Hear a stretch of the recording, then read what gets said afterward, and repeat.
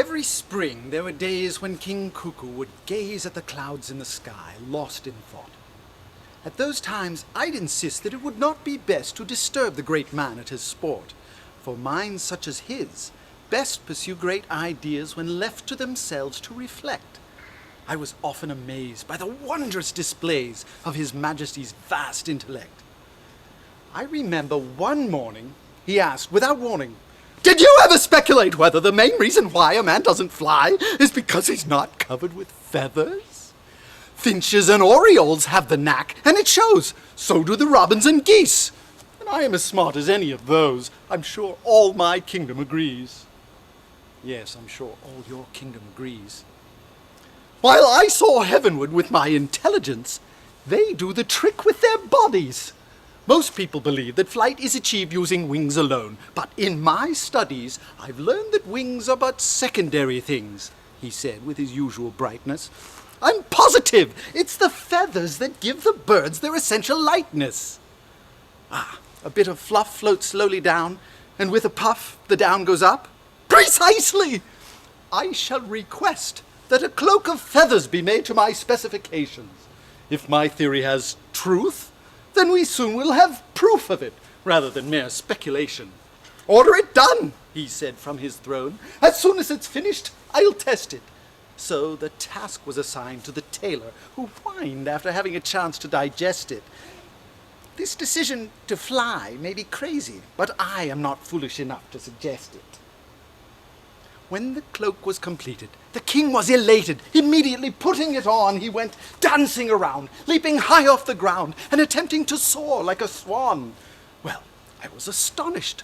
The flight he had promised resembled the plunge of a stone.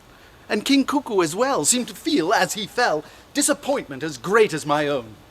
But his eyes, when he stood, seemed to say that he would not be stopped from attaining his dream, for a glimmer was there of another idea, and he started explaining his scheme.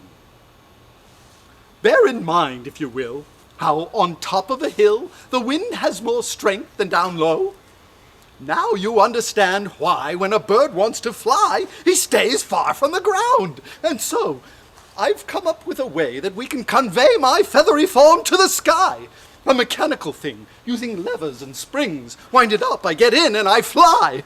So take what I've drawn, and swiftly return with it finished and ready for use. Oh, I hardly can wait, for I feel it's my fate to be first in the sky. No excuse." It was quickly assembled, a machine that resembled a mousetrap of giant proportions, with a branch that could bend, and a scoop at one end into which he could climb, with contortions. Without waiting, my king clambered into the thing. I suggested, "Sire, I have a feeling, ere commencing your ride, we should take it outside, else I fear you'll be flung through the ceiling." Looking up, he said, "Right, just a small oversight, which we soon will amend, no mistaking." So we dragged it outside with no problems, in spite of the faces some people were making. Then the moment had come. He extended his thumb towards the sky, his proposed destination, and he uttered the word, and aloft, like a bird, he was thrown, to my great consternation. Though we waited, concerned, hoping he would return, I'll admit that my faith took a beating, for some people said they were sure he was dead, and some things that will not bear repeating. Though a while we abided, at last I decided to follow the path he had flown. As we entered the wood, I believed that I could hear a voice shouting, "Come, get me down!" I was right. It was he, at the top of a tree, and he said, "I've come up with a notion. I've experienced flight. Now I think I should like to find out what lies under the ocean."